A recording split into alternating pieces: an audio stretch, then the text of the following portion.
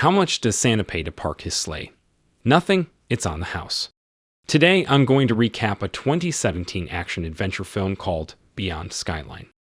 The film starts with Rose, a woman nearing death, being carried onto an extraterrestrial spacecraft by several men. The story shifts to Los Angeles, where former Detective Mark goes to the LAPD to get his son, Trent, out of prison. There, he reunites with his old friend, Officer Garcia, who assists him. Disappointed with Trent's actions, Mark asks Garcia to keep Trent locked up, but reconsiders when Garcia cautions him that this is Trent's last chance. Trent is then set free, but it's clear that things aren't great between him and his father for various reasons. On their journey, Trent reveals that he got into a fight in response to an insult, which unexpectedly makes Mark proud. Suddenly, their train crashes and loses power. Mark, drawing on his detective skills, speaks to the train driver, Audrey, who mentions that the radio is mysteriously non-functional. At the same time, outside the station, numerous blue lights begin descending from the sky. The train passengers start to panic as the train crashes again. Audrey attempts to soothe everyone, but then a voice on the radio cautions them against looking at the blue lights. Ignoring the warning, the passengers choose to leave the train themselves. Mark guides them to escape via underground tunnels. They end up at a subway station, where Trent sees a blue light and goes after it. Trent and a woman, both having seen the blue light, become transfixed and start moving towards it. Mark timely saves his son.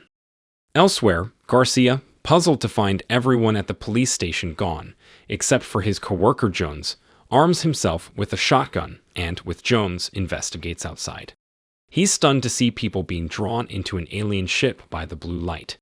After Trent wakes up, Mark, Audrey, and the other survivors rush back into the tunnel, coincidentally meeting Garcia. The group decides to walk through the tunnel and spend the night there to steer clear of any external dangers.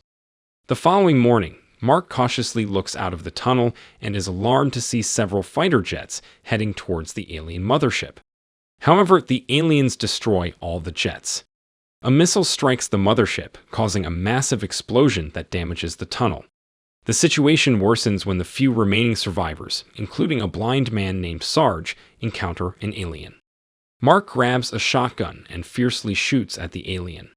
He seems to kill it and rescues Garcia, but the alien revives and gruesomely removes Jones' brain.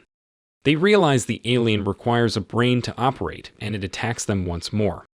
The survivors attempt to flee, and Mark successfully destroys the alien with an explosion.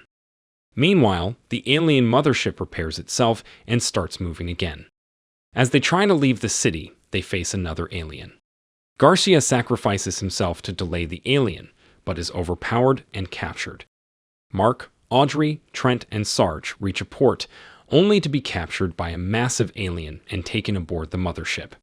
Shortly after, Mark wakes up among a pile of unconscious people whose brains have been harvested by the aliens and discarded from the ship. When an alien arm targets Trent, Mark shoots it, distracting the arm and drawing the alien leader's attention, who then transports everyone to a different chamber. Mark nearly gets caught, but escapes, his leg getting caught in part of the ship, preventing him from falling. The alien leader is seen targeting another part of Earth for brain collection. Mark climbs back into the mothership and finds numerous deceased pregnant women. As he explores further, he's cornered by an alien with blue eyes, but is unexpectedly saved by a red-eyed alien who defeats the blue-eyed one. Mark follows the compassionate alien and encounters Elaine, who is on the verge of giving birth. This red-eyed alien was once Jared, Elaine's ex-boyfriend, whose brain had been integrated into the alien humanoid body. Jared, retaining control over himself after seeing his still-living girlfriend, resists the humanoid's influence. With Mark's assistance, Elaine delivers a baby girl, but sadly dies afterwards. Mark then vows to Jared to help his daughter escape the ship, as her biological father is now part of the humanoid. Jared agrees to assist Mark in finding his son. During their journey, the red-eyed alien arms Mark with an extraterrestrial weapon by having him insert his arm into a hole. It's also disclosed that Jared intends to destroy the alien mothership. They reach the control room, where the alien leader suddenly shows up. Jared directs Mark and the baby to another area. where Trent and Audrey manage to break free and start their escape. They all meet up and find Sarge, but an alien appears and tragically kills Trent. Furious, Mark combats the alien, now able to defeat it using his new alien weapon. Meanwhile, the alien leader overpowers Jared in a fight. The leader then attacks Sarge, who tries to shield the baby. Jared, in his final moments, uses his last strength to blow up the mothership, buying Audrey and Mark time to evade the leader. The ship crashes in Laos, where locals, including Suwa and Kanya, are resisting the alien attack. Mark, Audrey, the baby, and an injured Sarge survive the crash and flee the wreckage. At the same time, the alien leader, having also survived, initiates the ship's self-repair process and starts assembling an army to attack the surrounding areas. Sarge succumbs to severe blood loss while they explore the terrain. They encounter Kanya and Suwa, who lead them to a shelter. Kanya and Suwa suspect Mark is an undercover cop. A conflict erupts between the American group and the Asians.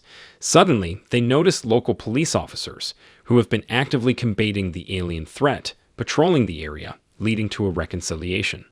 Suwa, Kanya, and the Americans join forces to evade the local police. That night, Mark informs the Asians about the alien humanoids, which are essentially still human as they require human brains to function, suggesting that those trapped inside can be rescued.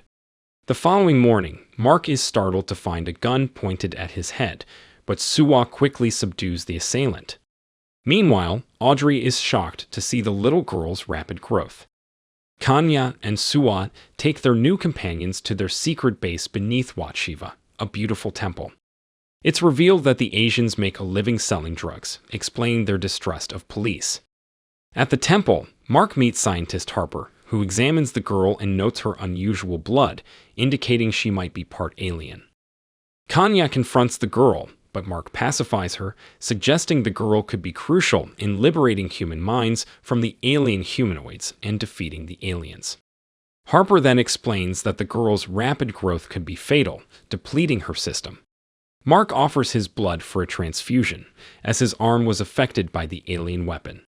The scene shifts to Rose, the girl from the movie's start, who regains consciousness with apparent recollection.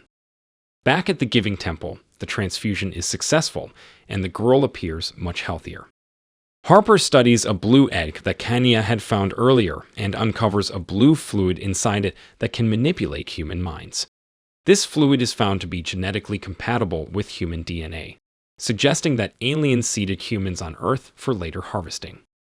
Harper theorizes that the serum from the little girl could be key to liberating human minds from the alien humanoids and defeating the invaders.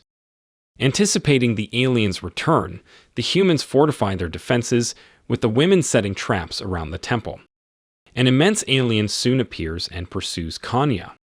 She tries to draw it into a minefield but tragically steps on a landmine herself. With no other choice, she sacrifices herself, killing both her and the alien in the explosion.